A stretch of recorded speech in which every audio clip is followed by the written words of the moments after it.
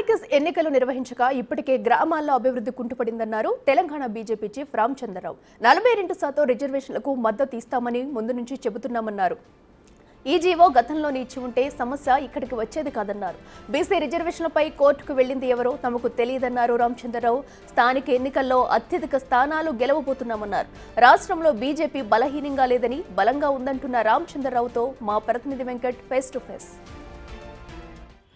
So నిన్నటిదాకా రిజర్వేషన్ల పంచాయతీతో ఎన్నికలు జరుగుతాయా లేదా అనేది సందిగ్ధత ఉన్న నేపథ్యంలో ఇప్పటికే రిజర్వేషన్ల పైన హైకోర్టులో కేసు నడుస్తూ ఉంది.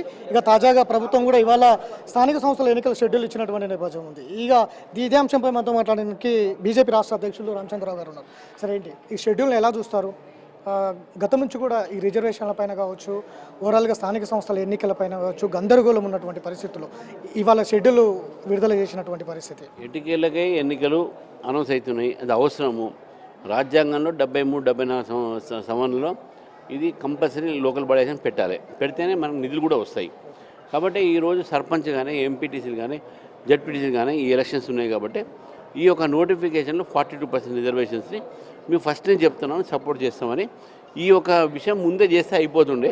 దానికి పెద్ద నాటకాలు చేసి అక్కడ పంపించి బిల్లు, ఇక్కడ పంపించి బిల్లు, అది కావాలి, వీళ్ళు చేయలే, వాళ్ళు చేయలే, కిషన్ రెడ్డి గారి మీద, సంజయ్ గారి మీద ఏడ్చి పాపం కళ్ళల్లో నీళ్ళు వచ్చి కూడా ఇప్పుడు వాళ్ళకి తెలిసి వచ్చింది, వాళ్ళకి పెడితే అయిపోయి. ఇక్కడ పెట్టిరు కదా, ఎవరు అడ్డం వచ్చారు? నోటిఫికేషన్ చేశారు, అదే ముందు చేస్తే అయిపోతుంది కదా. మేము ఎప్పుడో చెప్పినాం, మేము అసెంబ్లీలో మేము సపోర్ట్ చేసినాం, ఈరోజు ఈ విధంగా మాట్లాడుతూ ఉన్నారు.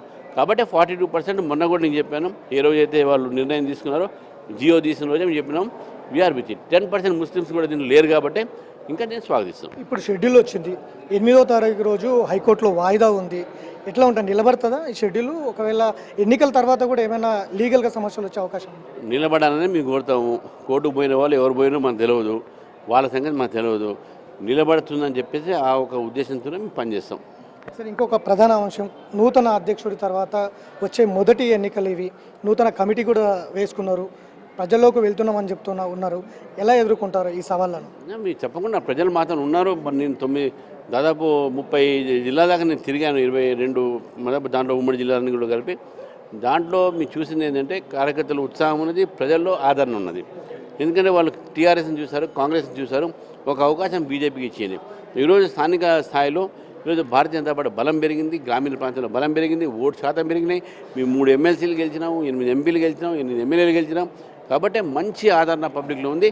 డెఫినెట్గా లోకల్ బాడీ ఎలక్షన్స్లో కూడా భారతీయ జనతా పార్టీకి అతి ఎక్కువ శాతం ఓట్లు పడి అతి ఎక్కువ సీట్లు మేమే గెలుస్తాం.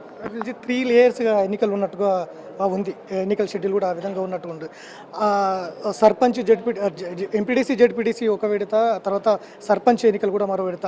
ఈ 3 లేయర్స్ ఎన్నికలకు సంబంధించి బీజేపీకి ఏమైనా ఉపయోగపడే అవకాశం ఉందంట?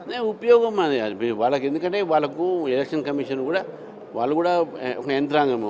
ఎట్లయితే state election commission, city central election కమిషన్కు ఫేజ్ వైజ్గా పెడతారో, వీళ్ళకు కూడా సిబ్బంది విషయంలో కానీ, మూమెంట్ ఆఫ్ ఆర్మ్ ఫోర్సెస్ విషయంలో కానీ, వీటన్నిటిలో వాళ్ళకి టైం కావాలి. కాబట్టి ఒకేసారి ఫేజ్ పెట్టలేరు, కాబట్టి 3 డిఫరెంట్ ఫేజ్ పెట్టాలి. అది యంత్రాంగం సంబంధించినటువంటి ఒక వాళ్ళ నిర్ణయము. మేము ఒకటే కోరుతున్నాం, స్టేట్ ఎలక్షన్ కమిషను షెడ్యూల్ ఏది పెట్టినా నిష్పక్షపాతంగా ఎన్నికలు జరిగేటట్టు చూడాలి. బీజేపీ సంస్థాగతంగా అనేక సవాళ్ళను ఎదుర్కొంటుంది. రాజసింగ్ రాజీనామా కావచ్చు, మరొకటి కావచ్చు, నేతల మధ్య సంబంధించిన అంశాలు కావచ్చు, సంస్థాగతంగా ఎదుర్కొంటున్న సవాళ్ళు అనేకం ఉన్నప్పటికీ స్థానికంగా వచ్చే ఎన్నికలకు వచ్చే సవాళ్ళను బీజేపీ ఏ విధంగా ఎదుర్కొంటుంది? చాలా జిల్లాల్లో పార్టీ కూడా చాలా బలహీనతంగా ఉందనేది కూడా ఉంది. ఖమ్మం కావచ్చు, నల్గొండ కావచ్చు, మామనార్ కావచ్చు, ఎంపీలు మాత్రమే గెలిచారు. సో ఇట్లాంటి పరిస్థితుల్లో సవాళ్ళను ఎట్లా అధిగమిస్తారు? అంతర్గతంగా ఉన్న సవాళ్ళు వేరు, ఇప్పుడు వచ్చే వేరు. బీజేపీ బలహీనంగా లేదు, బలంగా ఉంది. ప్రజల ఒక ఆశీర్వాదం మాకు ఉన్నది. వాళ్ళు కాంగ్రెస్ని చూశారు, బీఆర్ఎస్ని చూశారు, ఈసారి బీజేపీకి అవకాశం ఇవ్వాలని నిర్ణయించుకున్నారు. మీరు అనుకున్నట్టు లేకుంటే అవతల పార్టీలు ప్రచారం చేసినట్టు బీజేపీ చాలా బలంగా పెరిగింది. మాకు ఓటు శాతం పెరిగింది. మీ 8 ఎమ్మెల్యేలు గెలిచినాం, 8 ఎంపీలు గెలిచినాం, 3 ఎమ్మెల్సీలు గెలిచినాం. అదేవిధంగా ఈసారి కూడా స్థానిక ఎన్నికల్లో ఎక్కువ గెలుస్తాం. తర్వాత వీళ్ళ మీద పార్టీ డిపెండ్ అయ్యేది కాదు, డిపెండ్ అయ్యేది పార్టీ కార్యకర్తల బలం మీద, సిద్ధాంతం మీద. ఫైనల్గా ఏ విధంగా ఎన్నికలకు వెళ్తారు? పొత్తులు ఏమైనా ఉంటాయా, లేదంటే అన్ని స్థానాల్లో బీజేపీ ఒంటరిగానే పోటీ చేస్తుందా అనేది కూడా ఒకటి చెప్పాలి. అట్లనే భారీ మెజారిటీతోటి ఎక్కువ సీట్లు కూడా గెలుస్తామని చెప్తున్నారు. ఏ విధంగా ముందుకు వెళ్తారు? మేము ఒంటరిగా పోటీ చేస్తాము, ఎందుకంటే తెలంగాణలో రాజకీయ పరిస్థితులు వేరే రాష్ట్రాల కన్నా వేరే ఉన్నాయి. కాబట్టి ఇక్కడ భారతీయ జనతా పార్టీ బలంగా ఉంది. భారతీయ జనతా పార్టీ తప్పకుండా ఒంటరి పోరాటంతో ఎక్కువ సీట్లు గెలిచింది బీజేపీ.